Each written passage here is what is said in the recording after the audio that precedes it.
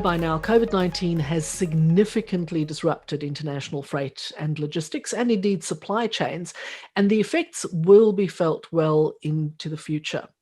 But of course, business is resilient, and that is what today's discussion is all about. So today we're joined by two panelists. We're joined by Lynn Rua, who's with the Richmond Group, and Lee Priest, who's with Sticky Balsamic. Lynn, a skilled operational and commercial professional. She's currently working at Richmond, one of the world's leading companies in the field of luxury goods, covering 25 maisons and businesses. With close to 20 years' experience developing constructive and cost-effective logistics solutions to meet the challenges and obstacles across global import and export activities, she develops and presents workshops to teach best practice processes to maximize efficiency, quality, cost-effectiveness, and customer service throughout the supply chain. And just a bit of background on Richmond. Richmond is the owner of prestigious maisons, recognized for their excellence in jewelry, watches, fashion, and accessories, and distinguished by their craftsmanship and creativity. The group's luxury interests encompass several of the world's most prestigious names in the luxury industry, and you can see all those names in front of you on the screen. I'm not even going to attempt to pronounce some of them, but they're all there, and important to point out that they're present all around the world and in Australia across all states, with 15 internal boutiques and wholesale networks. And our second panelist is Lee Priest, who has an extensive background in food as a fully qualified chef and waiter, as well as understanding the sales process from his significant experience. Lee's vision of what Sticky Balsamic can be is still the driving force within the business, and he designed all 12 delicious varieties, focusing on the specific partnering of food with product to create the perfect match. And under Lee's guidance, the future for Sticky is great and continues to grow. And Sticky Balsamic, for those of you that haven't yet encountered it on the shelves, is handcrafted Australian, and it's the most awarded balsamic vinegar varieties, proudly manufactured in the Golden Plains Shire in regional Victoria. The export brand is Osbarrel, and at present it's available in countries including several in Asia, the USA, the UK and Canada, and they're also continuously expanding their export market.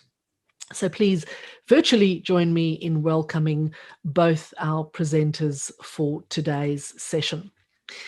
Lynn, Lee, thank you very much for joining us. Pleasure. I might start with you, Lynn. I think we've got a slight delay on the line as well, so I'll make sure that I give you a moment or two before I launch into anything else. But I'm going to start with you. We've given a little bit of your background, but I think if you can just give us a little snapshot of you, where you fit into the grand scheme of things, and a little bit more of a snapshot of the group so that everyone has a context for today's conversation. And when you're done, we'll do the same thing with you, Lee. Well, good afternoon all, and thank you for attending, and good afternoon to all the webinar audience. So as Colin said, I'm Lynn Rua, and I'm the Assistant Trade Compliance Manager for Richmond, Australia. And I've currently been with the Richmond Group for the last year and a half. Joined in December, and by March, the pandemic had actually hit us. So for me, on a professional level, it's been extremely challenging because anything that was the norm or the way to do things in the supply chain have changed suddenly. I had no point of reference, and it was just a matter of being creative and reactive and just trying to get the job done. On a professional level, I've been in the freight forwarding industry for the last 20 years, more on the freight forwarding side and logistics side, but it was always a passion of mine to join the retail space, and I have been able to do it. I will consider I have the best of both worlds, knowing the knowledge of the logistics industry, best practices, to improve the supply chain, but I now have also the privilege to work with a big retail luxury group. Richmond encompasses 25 boutiques and businesses. It's quite unique in the sense that all maisons will operate differently. They have different marketing teams, different ways of importing their goods. We own our own local manufacturers, but it's all channeled through the same logistics department. So I am trying to cater for 25 different businesses or maisons per se. So this is where I'm at, and Richmond for me has been a very rich experience, especially trying to navigate through the pandemic. Well, you couldn't have joined them. I don't quite know whether it's the best time or the worst time, but it was certainly a great way to make a stamp on the logistics and freight side and the supply chain side of the business when everything was turned topsy-turvy. Lee, tell us a little bit about yourself and how you came to be Sticky Balsamic, and then a little bit about the business. Yeah, definitely. Good afternoon, everyone. Thanks for having me on board. So yeah, my name's Lee Priest. I'm the director of Sticky Balsamic. We're probably a little bit different than Lynn, where we're only a very small company. So we've only been going about 7 years, but we do now export to about 15 countries. So it's kind of gone from very small, doing farmers markets, going into retail, export, food service, manufacturing. So it's been a very whirlwind tour for us. So originally my background is 1 and 2 hit restaurants, and then started going into hospitality consulting, and then moved totally away from that and put my passion of food and wine together and started making vinegar. So that's basically where we're from. Well, and I do think, you've obviously pointed out that the two businesses represented here today are vastly different in terms of scale. But the reality is, when it comes to dealing with challenges, the challenges are probably quite similar, even though the scale is different. And I think that is something that will hopefully come out quite clearly in today's conversation. Over the last 3 or 4 sessions, we've heard from a number of experts in freight and logistics. And one of the things that has come out very strongly is that the days of looking at freight and logistics in isolation are long gone. Now it's very much a whole of supply chain approach. You need to be looking at it from the beginning of your supply chain to the end of your supply chain. Everything in, everything out, and everything that sits in the middle. So thinking about supply chains, and Lee, I'm going to start with you. Over the last 18 months, with the changes that have occurred as a result of COVID, with lockdowns, shortages of space in aeroplane bellies, ships being problematic through routes that weren't quite as functional as they once were, and so on, what are the challenges that you specifically saw around your supply chain over that COVID period, and obviously still seeing today? Yeah, very much. So COVID was a whirlwind, absolute whirlwind for us. So funnily enough, when everything hit, we were actually at the Grand Prix as guests of the big government when they said, "Oh, the whole world's shutting down, you need to leave." But basically we went, "Yep, it's serious. It's going to go forever. What do we do to basically look at our whole supply chain as a whole and then go, how do we secure it?" So we took the approach and went, well, we need at least 6 months because that's how long the pandemic's going to last for. A year later, we're still saying the same thing. So, we made sure that we put all of our orders in straight away, got 6 months worth of stock all in the factory. But then it kept going and going and going, which, so we kind of took the approach and went, well, what do we do?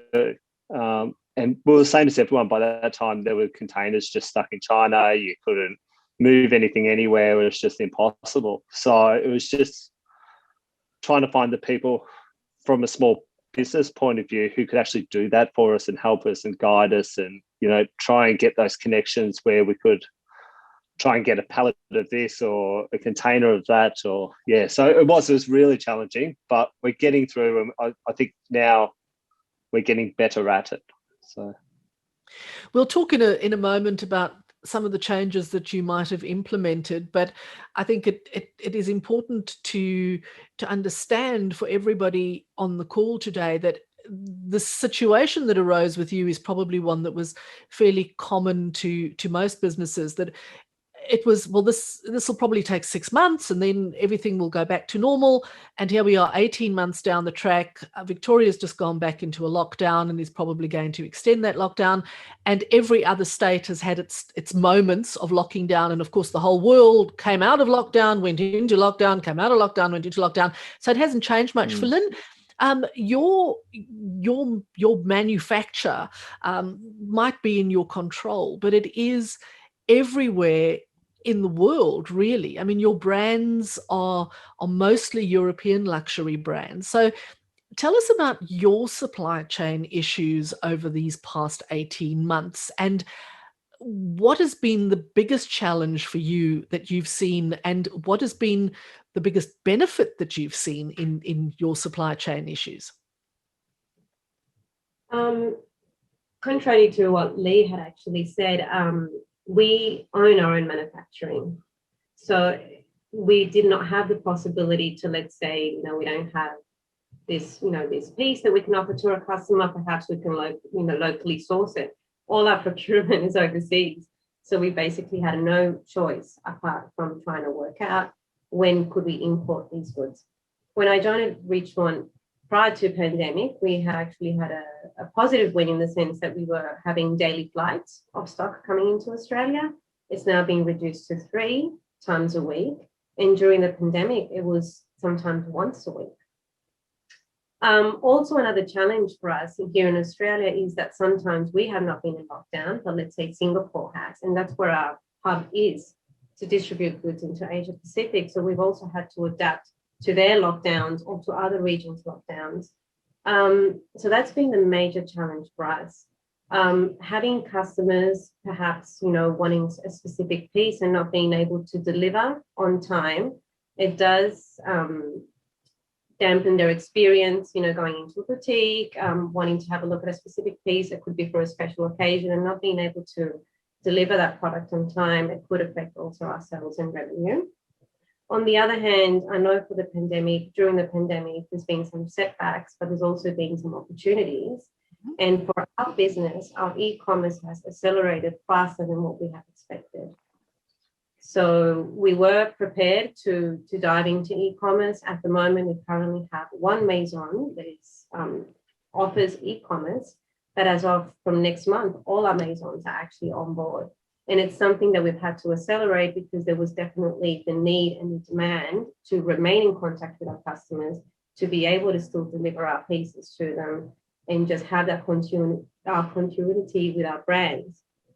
So we've had to focus more on e-commerce. There's stats that prior to COVID, e-commerce was up 20% on a general retail basis. And during COVID, it has increased up to 60%. Our freight and logistics supply chains, our last mile delivery have always been catered to deliver to boutiques. Because in our products, it's also about the experience, someone coming into the boutique, being shown the piece, being shown the experience, learning more about our history. It's never been the intention just to deliver a piece to a customer's door. But due to COVID and lockdown, this is something that we're now considering. So we've had to go back to our supply chain service providers and say, okay, from now on, we're going to be delivering to our customers' doors. How can we make that a pleasurable experience? And do you have the capacity to support us in this new vertical that we were not expecting to implement so quickly? We just did not have the time to think through it. And fortunately, I must say that during these challenging times, our service providers have been fantastic. Collaboration, teamwork, thinking outside the box, additional extra hours, it's all been part and parcel of surviving and being resilient to this pandemic. And again, that is something which has been quite clearly demonstrated over the last few sessions as well. And I think particularly yesterday, our speaker mentioned that any solutions that have to be put forward now as a result of what we've experienced through COVID has to be a whole of enterprise solution. So just as we need to be looking at our supply chains from beginning to end and everything that goes with that, we need to be bringing in the entire enterprise so that everybody is brought along on the same journey. Lee, you guys sell online as well.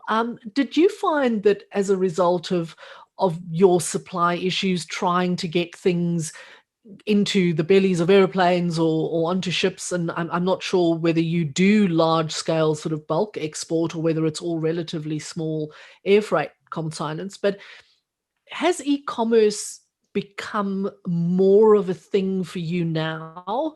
And if it hasn't, is it something that you're exploring further down the track? And what other changes have you needed to make to your model, your business model, to pretty much survive and thrive over this period? Yeah, definitely. So our e-commerce went skyrocket in Australia. We're up, I think within the first couple of months, like 500%. So it just went ballistic. Wow. So that was huge, but retail leveled out a little bit during the first lockdowns. And then when the rest of Australia opened up and Victoria was still locked down, everything leveled out. But we still had a really strong e-commerce platform, which has continued on. It's scaled back a little bit now. But with our freight forwarding and everything else, we didn't really have a lot of problems getting things out initially. But we lost a lot of export because America's first shutdown.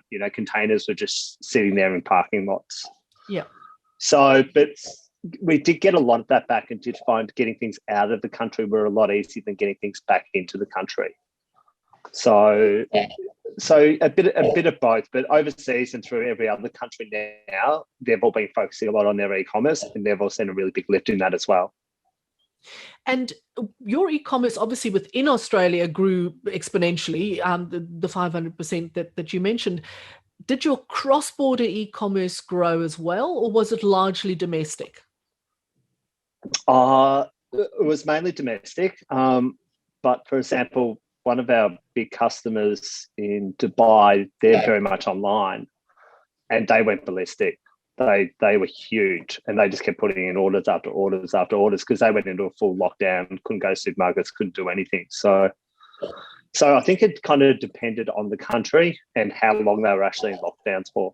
So absolutely. And Lynn, obviously your brands are all extremely high-end brands. These are luxury items where people are used to a personalized customer experience. You don't walk in and buy a Cartier piece of jewelry and you walk in, you say I want that one, and you walk out with a paper bag. There's the whole experience that goes with that.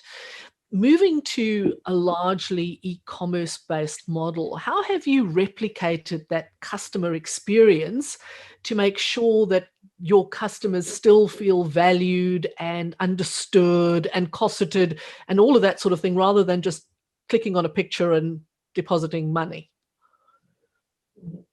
It's never been the intentions of any of the Maisons to make the experience of buying a piece as very transactional, as you said.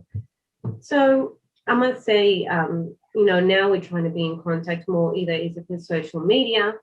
They also are hosting high jewelry events, all via Zoom. So you have a sales associate presenting all our stock pieces in the boutique setup, in the comfort of each customer's home, and they will try and make it an online experience, trying to imitate as much as we can what it will be like, attending the boutique. And all Maisons have taken the same approach. Now with e-commerce, you probably have seen that there's augmented reality where you could, take a photo of your hand and perhaps see what it would look like, what would a Cartier ring will look like on your finger, or what would like a specific watch will look on your wrist. So we're always trying to simulate the same experience that they will have at the boutique as well. And it's been a great response. And then in Sydney, more than Melbourne, we've also tried to have more smaller events where we invite our clients to see the jewellery, high jewellery pieces. There's also follow-ups on how they feel, if they would like to, come back in and try again. I think we're all trying to just think outside the box, how we can remain, in contact with our customers. And that, I think, is key. It's maintaining those relationships through Absolutely. changes and, possibly having supply issues and not being able to get stock to the customers at the right sort of time, at the right price. And Lee, I think this is probably something that is in your wheelhouse, because you probably have forward contracts with customers where, you would supply certain things at certain times. Have you run into any issues with, initially you said you didn't have too much problem with getting stuff out, but you were having problem getting stuff in, which obviously would have choked your manufacture here because you couldn't get Yeah. product. So, and you mentioned to me earlier today when we had a quick chat that you sort of got to the point where you had how many bottles left on the shelf at one point? About 48 bottles left in the entire factory, just before we shut down for Christmas. So, and we were getting our next container the day before we reopened manufacturing, but like, it was crazy. We ran out of everything. So how do you manage that relationship with your customers so that you can't supply them, but you don't want them to go to an alternative? So what did you do that was really fun and funky to make sure they stayed with you? and I think that's the thing. I think everyone has probably gone through this in some way, shape, or form, where you always work on the relationships with your clients generally, so that if you do need a favour from them or they need a favour from you, you can mutually work towards that together. So we didn't have that many problems with our clients. We went, look, this is the date we start again. You'll have it by this day. Is that okay? And everyone was really good. But on the flip side of that, I was calling out people who I'd never spoken to and said, hey, do you happen to have, I know you use the same or similar bottle. Have you got a spare pallet? Have you got a spare container? Have you got a spare this? So going to the other end and going, guys, I know you're in the same position. Is there any way you can help me by doing this, this, or this? So, and we got through. It wasn't, we were still pulling our hair out like everyone else, but we went into it, as I said, with that original plan. Oh yeah, it'll be 6 months and then we'll be fine again. And then we're like, oh, what do we do now? Yeah. So what have you done that is a permanent change? I mean, obviously having issues with supply of things like your bottles and all the other things that you need to make your balsamic vinegar.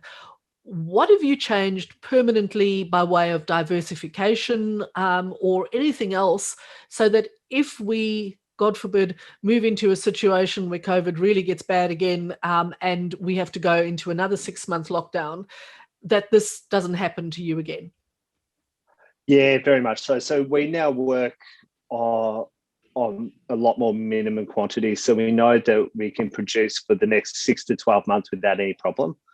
And now we really work with our suppliers on forward ordering, with the flexibility that within a certain amount of time we can adjust numbers up or down within a certain percentage. So they've got a clear guide on what our volumes potentially will be, and we've also got a guide on whether or not they'll be able to manufacture to keep up with what our growth rate is at the moment. So more stock, even if it means that you've laid out a little bit more cash at the start, but you know that if there is a problem, you can supply at the end. Lynn, what have you guys done? I mean, obviously you control your own manufacture, but you still struggle with getting goods in and out because you air freight, and they're just aren't as many aeroplanes in the sky. There isn't as much belly space, so you just cannot get the continuity and the timing, I guess, that your customers are used to, and certainly when you're looking at supplying the Asia Pacific region. So what have you done that has changed fundamentally in the way in which you get your products in and out of Australia to make sure that you're not caught short? COVID has given us an opportunity to relook at our supply chain, map it all out, see where we need to improve. I guess what we will do differently, and I think it's benefited all of us, is communication amongst all stakeholders. I think prior to COVID, each department looks after their own thing, logistics do their own thing, we'll go by certain guidelines. Now we cannot work like that. So we need to work on our priority basis. We need to work on, with marketing, with finance. What are your deadlines? What is most important? Also educating our sales associates on what the leading times are. Like usually prior to COVID, we were able to, to transfer stock same day interstate. We could have, a piece being at Cartier Boutique Sydney and being able to confidently say it would be in Chadstone this afternoon. So it's just a matter of also re-educating our sales associates to adjust to COVID, communicate also these changes to the customers so they're not disappointed on the lead time. And that's taken time. It's taken time for everyone to adjust, and it's taken time for everyone to work together. Also planning and demanding, closely communicating with all our departments to make sure we are planning better. We're probably condensing our orders. Picking orders from our Singapore hub are way bigger than what it used to be. But it's always thinking forward in case we do go back to small capacity. At the moment, borders in Australia are closed. We cannot even rely completely on commercial passenger flights. We're heavily relying on integrators' freight planes, which are your FedExes and TNT and DHLs of the world. And everyone's also jumped on that possibility. So it's like the stock market sometimes. Sometimes we can get on, sometimes we cannot. Our stock is not something that we could see freight. And due to the value as well, is not something that could just be put on any commercial flight. We have so many, guidelines and compliance requirements. So it's constantly overlooking at the whole supply chain and see how we can do this better. Something that we have also looked into is supplying from other of our regional hubs. So at the moment, prior to COVID, we always used to supply and procure from our Singapore hub. Now we're looking into, Europe and perhaps other regions in case Singapore goes into lockdown, which currently at the moment, they are under very quite, strict COVID restraints. We're also able to offer the same stock but from another region. So again, diversification. SAP structures, the way how we do things, different flows, different customs requirements. We're trying to gear ourselves up as much as possible for what potentially could be in the future, further lockdowns or further, supply chain disruptions like this. Absolutely. Just a reminder to everyone who's participating today, who's listening in, if you have any questions for either one of our speakers or both, please just type them in the chat box and we'll take them as they arise. So if you have any thorny questions or issues that you'd like to explore that might relate to your own business and things that you, or just share something that you might have done, which is a little bit different, feel free to share it in the chat box. And I'll make sure that I keep my eye on that and share that with everybody. Lee, getting back to you and things that may have changed in the way in which you're operating and the way in which your business is set up, have you found that you've used technology more? So have you used technology to streamline processes more or to communicate with your customers in different ways? Has technology been a factor in what you're doing, or are you really just doing what you did before, you just doing it a little bit differently? Yeah, so a little bit of both. I suppose our communication directly with our customers has probably gone a little bit more digital. So I think we've tried to streamline that and free up some of our time generally. But with our supplying and also we're really lucky. Everything we do goes by sea freight. So it hasn't been as bad as, trying to get a spot on a plane. But, on the same thing, we've also really noticed just making sure that we work really far ahead to get things done has been one of those key parts as well. Yeah. So planning. We haven't really gone that much more digital. We have speaking to our customers, but that's about it. So. Have you taken part in any virtual trade missions or so? Because obviously a key component of what you guys do is getting in front of customers. They see the product, they taste the product, they get ideas of how they're going to use the product. So how have you managed to get around that when you can't see people face to face and all those traditional food and beverage shows are not really working in the same way? Yeah, so we have been doing some virtual missions with the Vic Gov, and a big shout out to the Vic Gov who are really supportive of our business, and especially during COVID, they all reached out and said, what can we do to help, which has just been absolutely fundamental and amazing.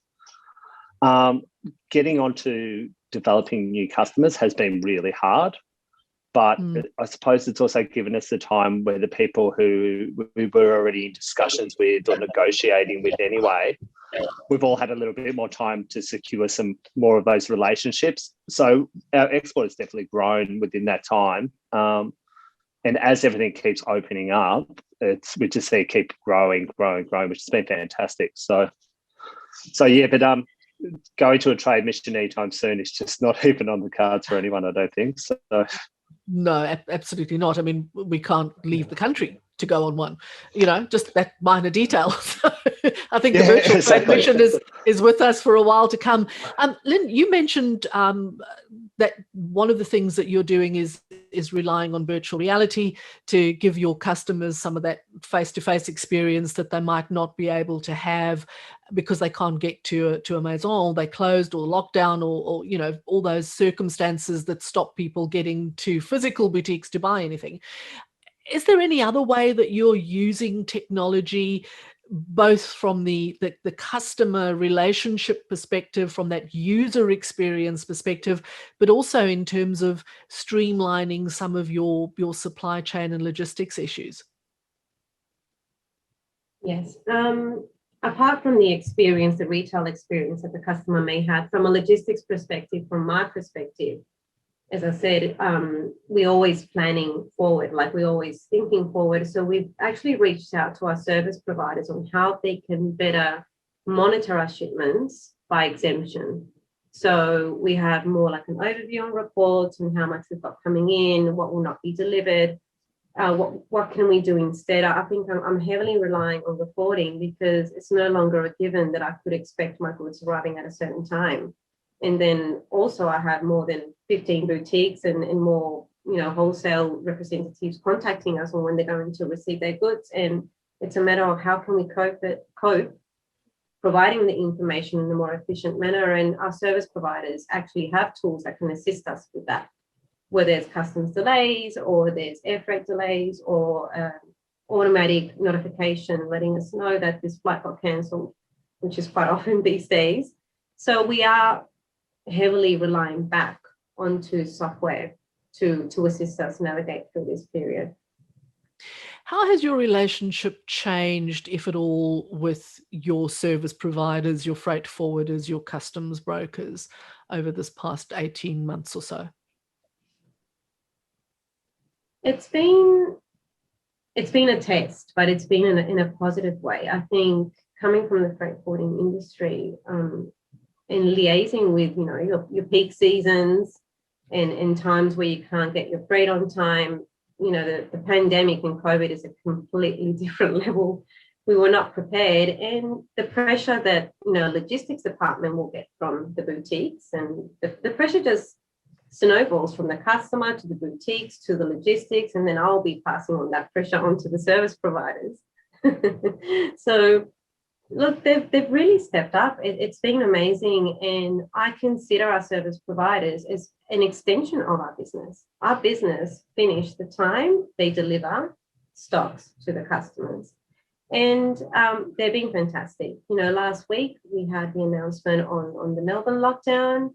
Business was trading as usual. We had actually an event happening that evening, and then all of a sudden by lunchtime I have to scrap everything and start collecting everything, and my day plan just all of a sudden disappeared. And that's when I have to call my service provider and say, okay, your schedule has changed. I just need you to retrieve everything that's been out. I need it sent to Sydney, put it on the first flight. We normally have a delivery schedules. I've advised them it might go into the night. I just need to make sure everything is locked up and safe in each one of the boutiques, and everything that we can get out of Victoria and distribute to other boutiques in other states need to happen tonight. And they completely understand and they do it. Yeah. So we are blessed. We are blessed that the service providers prior to COVID have been able to step up and be as resilient and reactive to our demands. Brilliant. And Lee, have you had a similar experience? Have your service providers been your best friends, or has it been confrontational? Oh, yes and no. I think it's probably been a little bit more of both for us, where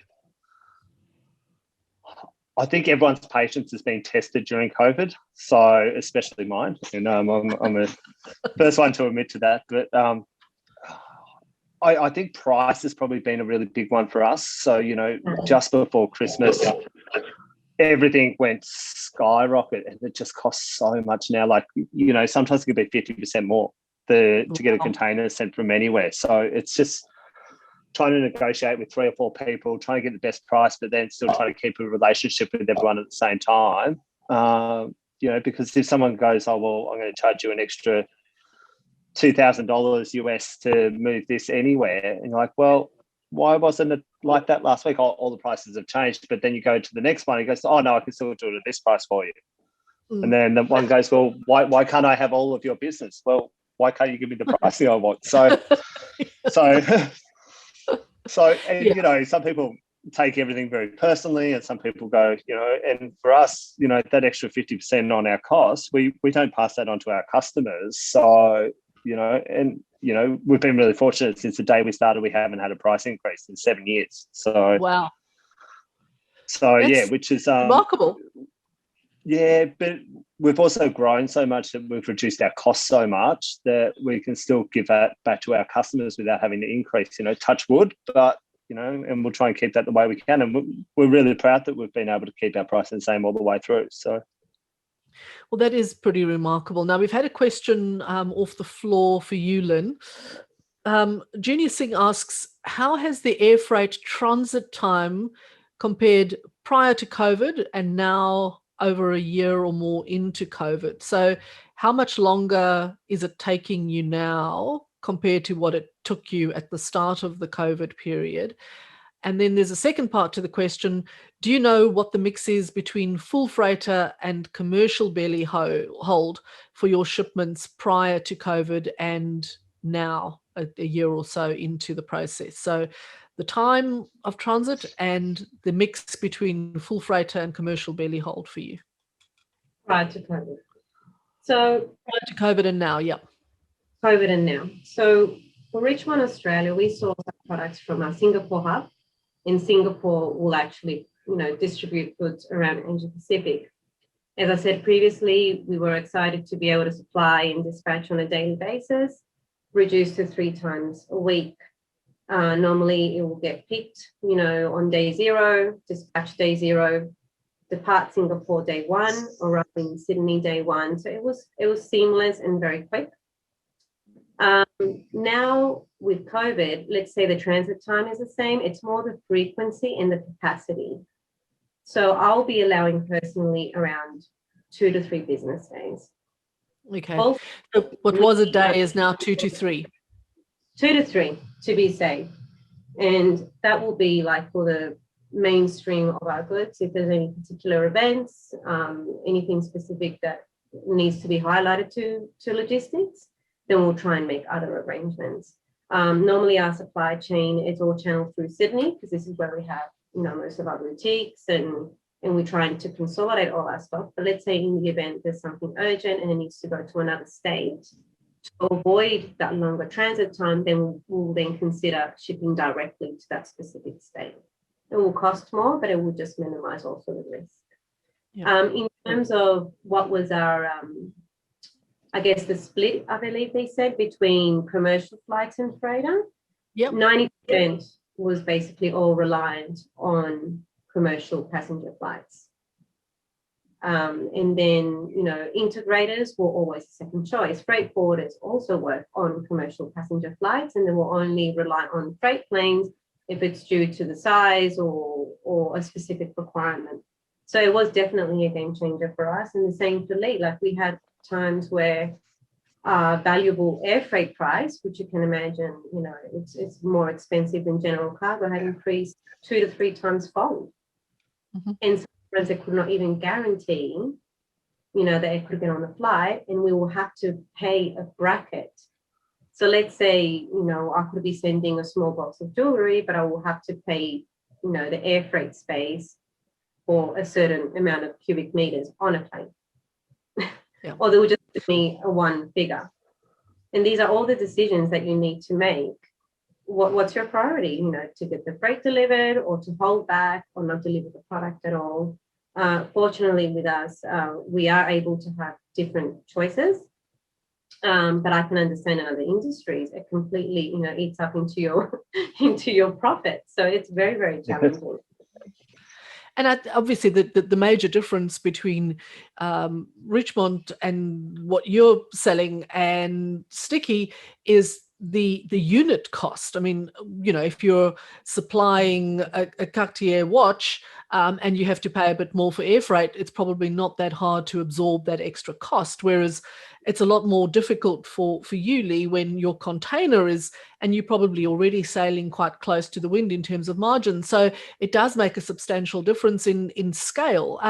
Something that is also, sort of manifested over the last while, and Lynn, this is obviously an issue for you with air freight, that companies that traditionally would not be using air freight, that would be using sea, are sending really important shipments by air, which obviously also takes away the belly space from the traditional air freighters such as yourself, and that does create all sorts of knock-on effects. It's the whole world is kind of dependent on the whole world in this situation. And everything, it's the classic case of if a butterfly flaps its wings, is there a tsunami somewhere else on the globe? It's quite interesting stuff. Guys, I'm conscious of the fact that we're sort of getting towards the end of our time. I just want to check with both of you. So starting with you, Lee, what is on the cards now for Sticky Balsamic going forward? Based on some of the lessons that you've learned over the last 18 months, where does the future take you? What does the future look like for you? I think for us, and I think for a lot of people now, it's just making sure that you can work that far ahead. And I think Lynn was saying before, everything was the day before and now it's 3. And, for us, it was, we had a shipment which normally would have taken 2 weeks and it took 8 weeks to get over to the destination. And so I think it's just really trying to make sure that you look ahead as much as possible.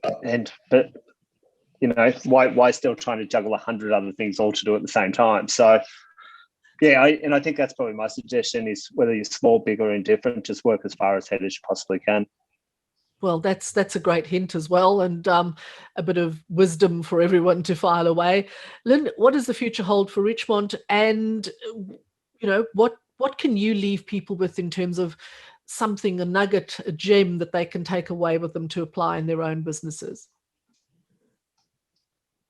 Well, I guess for logistics at Richmond, definitely we believe e-commerce is here to stay and increase and grow exponentially, and but without taking also the experience that we also provide to our customers.